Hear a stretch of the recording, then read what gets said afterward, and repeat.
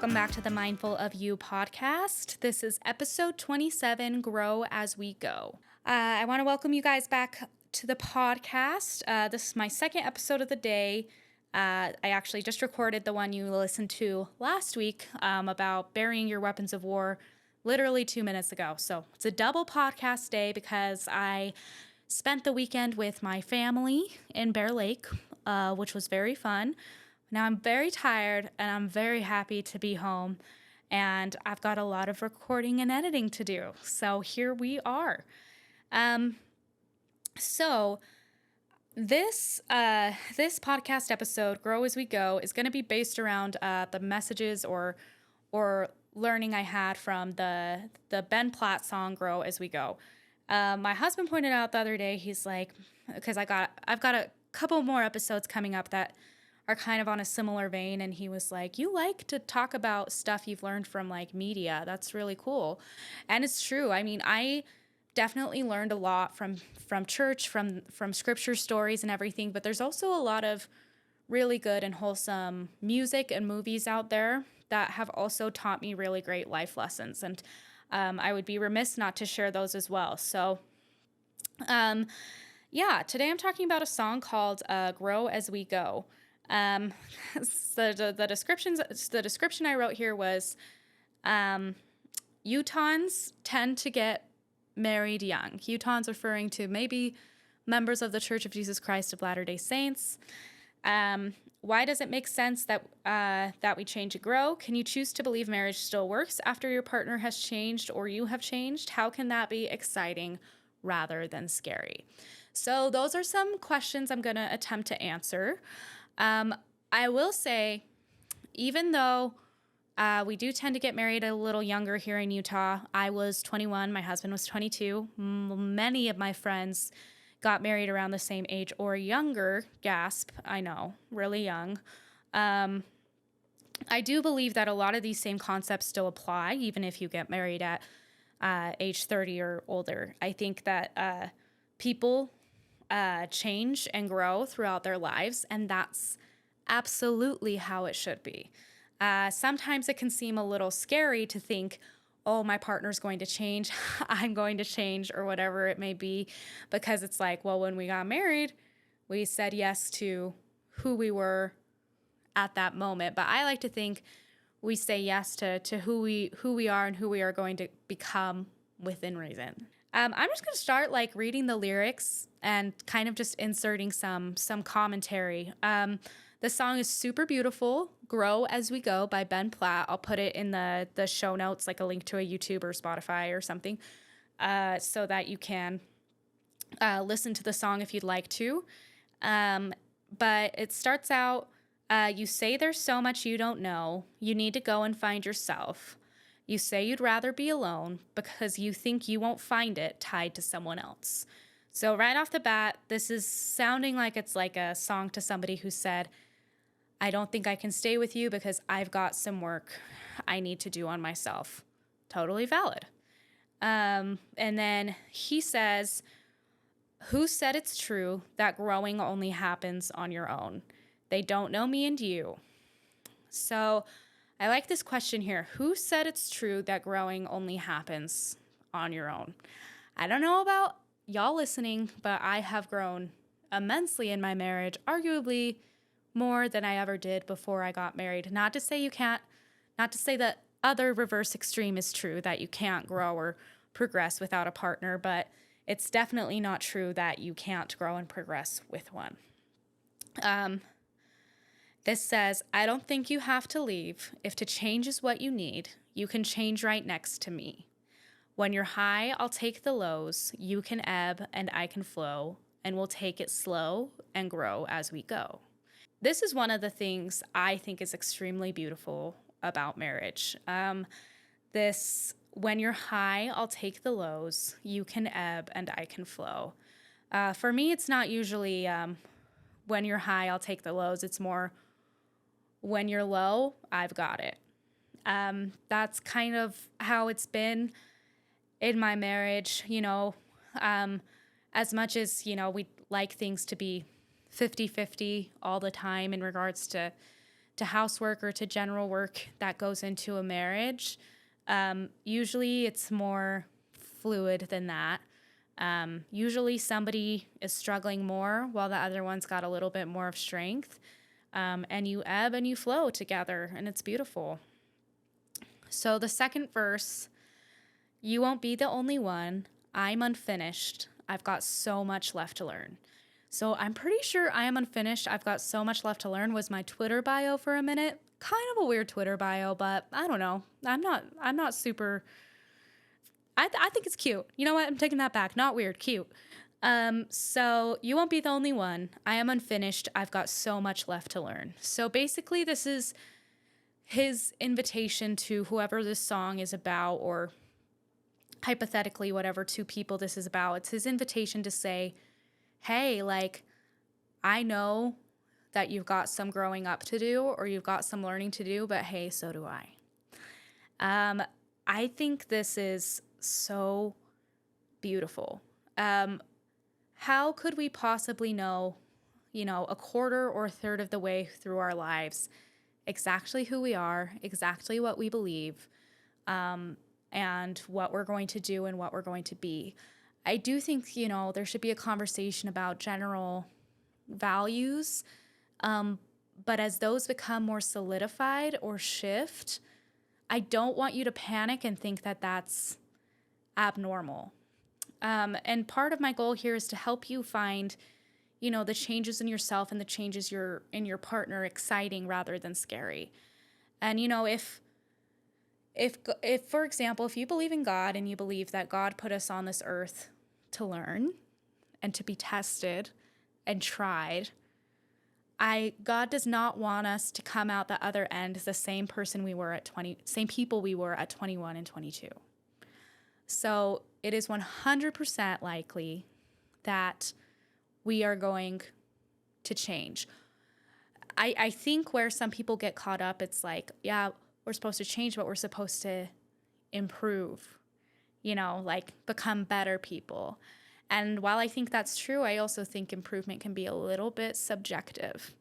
And so while it would be nice if everything was super linear and we were just gradually becoming better people each day, that's not always what it looks like. And so I don't want you to panic every time you think, but for example, like, this is a very silly example, but my husband had never played video games, and I always really liked that. I was like, oh, so glad I'm not married to like a gamer or whatever. If you're married to a gamer, no offense, I want you to love that about him. That's what I'm trying to say here. But for me, it was like, I liked that. And then one day he started getting really into a specific video game, and he played it for a couple of months. And I was really bugged. I did not like it. Now, it's not really an improvement, but it's not necessarily like something super negative either. And so what I could have done, or the mindset I could have had, is, I wonder why he's taking interest in this. Like, I've never seen this part of him before. And let it be a little more interesting and exciting for you. Like, oh, they've taken a sudden interest in, this new hobby, or they've got some new friends at work or things like that. This is different. I'm not used to this. And take interest in it. Be curious. And in the same way, be curious about yourself. Be curious about if you watch a TV show or something that you really like or enjoy. Ask yourself why. Wonder why. Be willing to try new things and try new hobbies that may take you in new directions, because you never know when something's going to stick in a way that helps you improve who you are. So, like, for example, I do aerial silks. I now go to the aerial gym, like 3 times a week, and practice doing aerial arts. This is never, ever in a trillion years something I thought I would become interested in.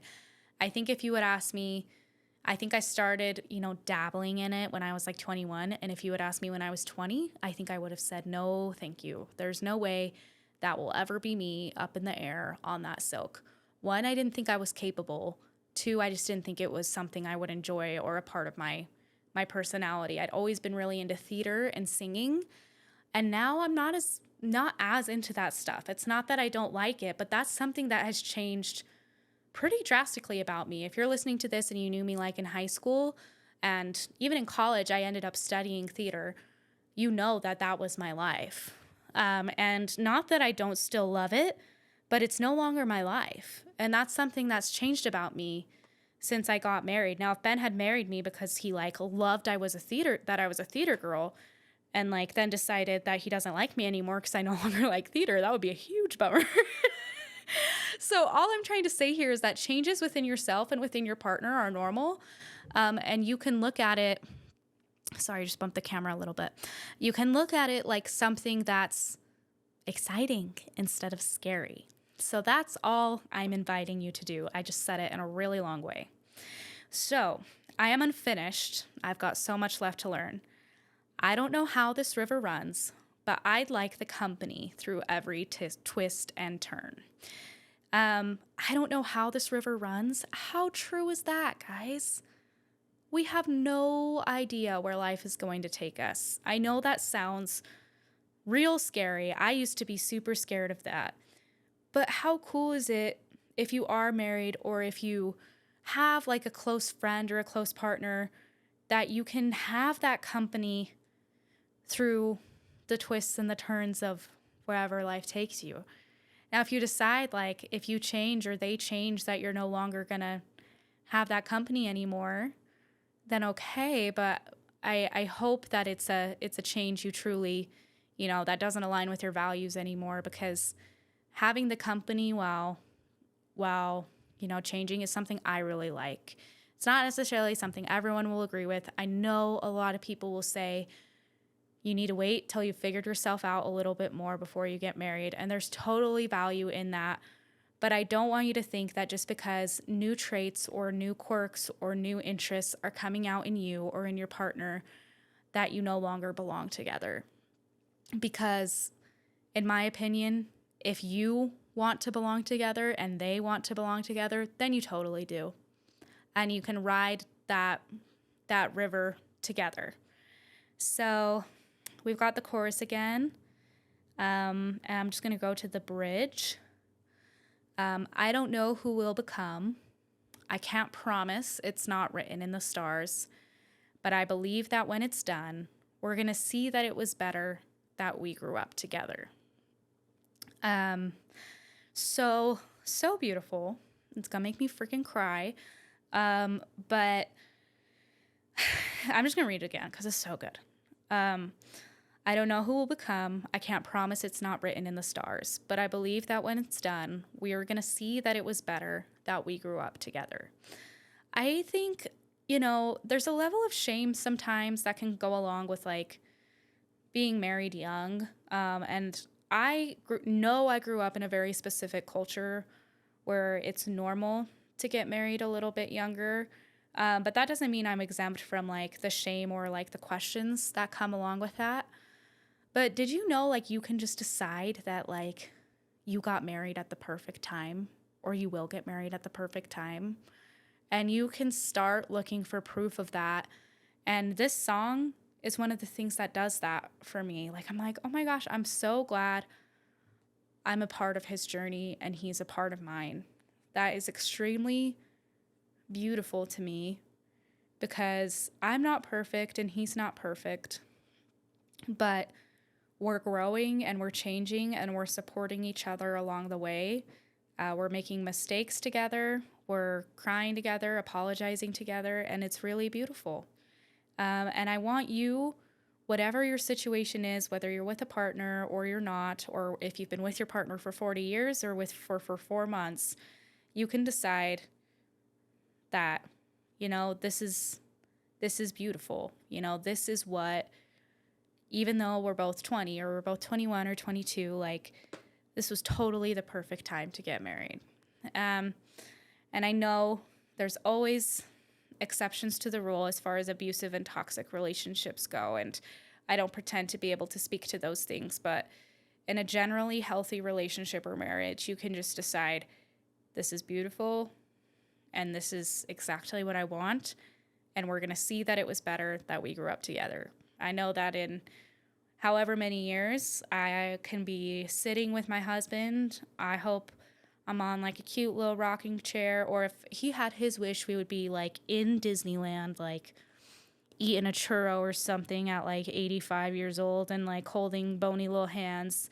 We're gonna be like, aren't you so glad that like we got married at 21 and 22 and that, you know, you've changed, I've changed, but don't worry, we still love Disneyland and it's just been a beautiful life.